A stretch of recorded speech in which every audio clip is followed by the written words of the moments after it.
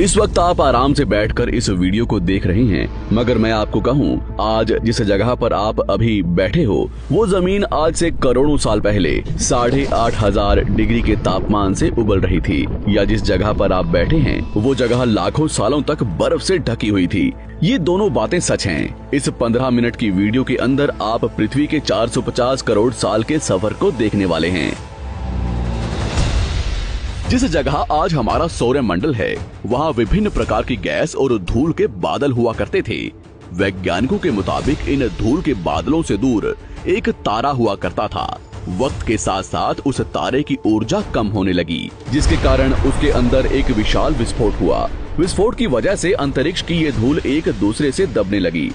इस दौरान बादलों में स्थित धूल के कण दबाव और गर्मी के कारण बड़े उल्कापिंड और पत्थरों में परिवर्तित हो चुके थे, और इसी दबाव की वजह से इन बादलों में स्थित रेडियो एक्टिव पदार्थ ने ग्रेविटी का निर्माण किया। इस ग्रेविटी के कारण बीच में हाइड्रोजन और हीलियम इकट्ठा होने लगे।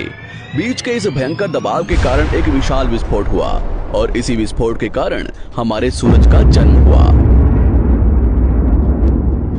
अंतरिक्ष में फैले एस्ट्रॉयड यानी क्षुद्र ग्रहों में भारी वजन की वजह से सूरज के करीब आकर सूरज की परिक्रमा करने लगे। धीरे धीरे इन्हीं एस्ट्रॉयड में भारी टकराव हुआ, जिसके फलस्वरूप मरकरी, विनस, अर्थ और मार्स जैसे ग्रहों का निर्माण हुआ। वैज्ञानिकों के मुताबिक उस वक्त पृथ्वी और मार्स यानी मंगल ग्रह के बीच थिया नामक ग्रह सूरज की परिक्रमा किया करता था। पृथ्वी पर ग्रेविटी होने की वजह से सूरज की परिक्रमा करने वाले एस्ट्रॉयड अब पृथ्वी की परिक्रमा करने लगे, और धीरे धीरे करोड़ों सालों तक ये पृथ्वी पर गिरते रहे। और ऐसी घटना हमारे पड़ोसी ग्रह थिया पर भी हो रही थी, जिसके कारण थिया पृथ्वी के और करीब आने लगा और आकर पृथ्वी से टकराया। इस भयंकर टकराव की वजह से पृथ्वी के हिस्से कणों के रूप में अंतरिक्ष में फैल गए और एक रिंग्स की तरह पृथ्वी की परिक्रमा करने लगे। इन्हीं परिक्रमा करते हुए कणों में टकराव होने लगा, जिसके कारण हमारे चांद का निर्माण हुआ। उस वक्त पृथ्वी पर सिर्फ एक ही समुद्र हुआ करता था, और वो था 1900 डिग्री सेल्सियस की तापमान पर उबलते हुए लावे का। उबल रही थी वो सारी चीजें जिसे आज आप अलग अलग नाम से जानते हैं। वक्त के साथ साथ पृथ्वी धीरे धीरे ठंडी हो रही थी, जिसके कारण पृथ्वी के भारी तत्व जैसे धातु और रेडियो एक्टिव पदार्थ पृथ्वी के केंद्र में जाकर इकट्ठा हो गए, और हल्के पदार्थ पृथ्वी की सतह पर आ गए। लाखों सालों तक पृथ्वी पर उल्कापिंडों की बरसात हुई, और इन गिरते हुए उल्कापिंडों में जमा था नमक, मिनरल्स और पानी। करोड़ों सालों तक इन उल्कापिंडों की बरसात होती रही, और धीरे धीरे पृथ्वी की ऊपरी सतह पानी से ढकने लगी। वैज्ञानिकों के मुताबिक यही वो वक्त था जब दूर गहरे पानी के अंदर निकलते ज्वालामुखियों से पहली बार सूक्ष्म जीवों का निर्माण हुआ। लाखों सालों बाद एक वक्त ऐसा आया जब पृथ्वी की पूरी सतह पानी से ढक चुकी थी। हमारी पृथ्वी के सबसे अंदर का कोर रेडियो एक्टिव पदार्थ से बने होने की वजह से हरदम गर्म होता रहता है, लेकिन जब भी पृथ्वी की ऊपरी जमीन ठंडी हो जाती है तब पृथ्वी के अंदर की गर्मी बाहर नहीं निकल पाती, जिसके कारण ज्वालामुखियों का निर्माण होता है। और उस वक्त कुछ ऐसा ही हुआ। पानी से ढकी हुई पृथ्वी पर हजारों की तादाद में ज्वालामुखी निकलने लगे, और आने वाले लाखों सालों तक इन ज्वालामुखियों का निकलना जारी रहा, जिससे पानी के ऊपर जमीन का निर्माण हो रहा था। इस वक्त भी पृथ्वी पर वातावरण न होने की वजह से अंतरिक्ष से उल्कापिंडों की बरसात हो रही थी। आज से लगभग 300 करोड़ साल पहले पृथ्वी पर ऐसा वक्त आया जब पृथ्वी का वातावरण लगभग स्थिर होने लगा था। ज्वालामुखी निकलने धीरे हो गए थे, और पृथ्वी का एक दिन 12 घंटे का हुआ करता था। साल बीतते गए, और धीरे धीरे ये सूक्ष्म जीव विकसित होते गए और समूह में रहने लगे। आज से लगभग 250 करोड़ साल पहले पहली बार पृथ्वी पर ऐसे जीवों का निर्माण हुआ जो जीने के लिए ये पानी के अंदर के मिनरल्स यानी खनिज पदार्थ और धूप का इस्तेमाल करते थे, और मल त्याग के रूप में ऑक्सीजन बाहर निकालते थे। इस वक्त तक पृथ्वी पर ज्यादातर ज्वालामुखी निकलने बंद हो चुके थे, और इन माइक्रोबैक्टीरियाज की वजह से वातावरण में ऑक्सीजन की मात्रा बढ़ रही थी। वातावरण में ऑक्सीजन बढ़ने की वजह से पृथ्वी का वायुमंडल बनना शुरू हुआ, और आने वाले हजारों सालों तक वातावरण में ऑक्सीजन की मात्रा बढ़ती रही, जिसकी वजह से पृथ्वी के ज्यादातर हिस्सों में ये सूक्ष्म जीव फैल गए। हजारों सालों बाद एक वक्त ऐसा आया जब पृथ्वी में ज्यादा ऑक्सीजन बढ़ने के कारण ये सूक्ष्म जीव मरने शुरू हो गए।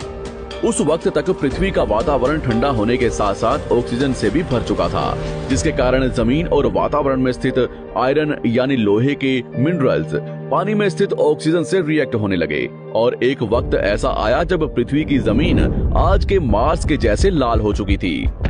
वक्त बीतने के साथ साथ धरती की टेक्टोनिक प्लेट्स में दरार होने लगी, जिसके कारण पृथ्वी के अंदर का लावा जमीन की तरह कई लाखों सालों तक खुला उबलता रहा।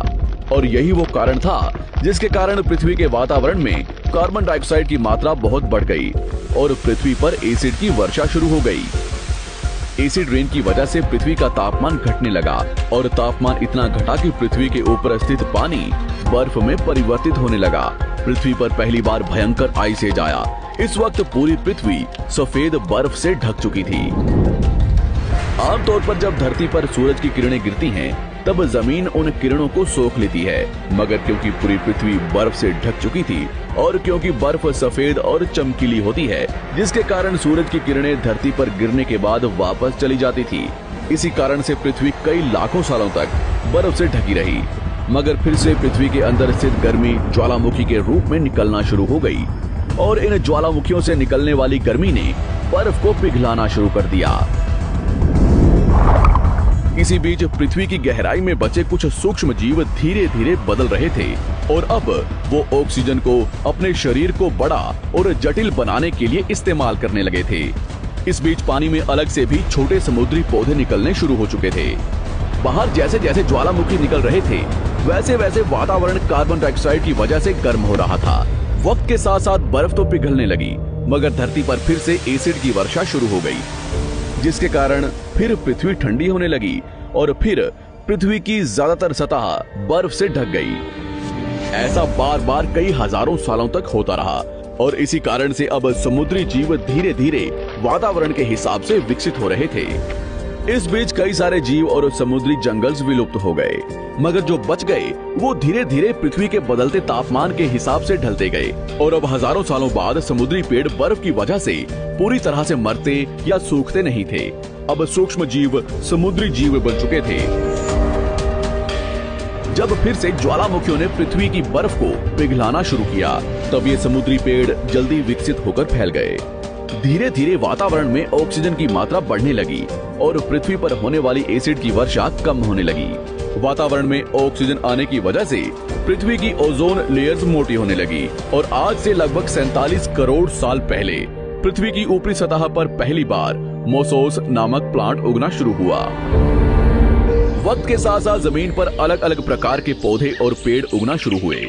एक वक्त ऐसा आया जब जमीन के पेड़ों की लंबाई लगभग 80 से 100 फीट जितनी या आज के 5 से 6 मंजिला बिल्डिंग जितनी ऊंची हो चुकी थी। ये वो वक्त था जब समुद्री जानवर समुद्र से बाहर निकल रहे थे और जमीनी जानवरों में परिवर्तित हो रहे थे। धरती की ज्यादातर जमीन एक जगह इकट्ठी हो चुकी थी, जिसे आज हम पैंजिया महाद्वीप के नाम से जानते हैं। पृथ्वी का वातावरण और तापमान लगभग स्थिर हो चुका था और अब करीब 21 से 23 घंटे का दिन हुआ करता था।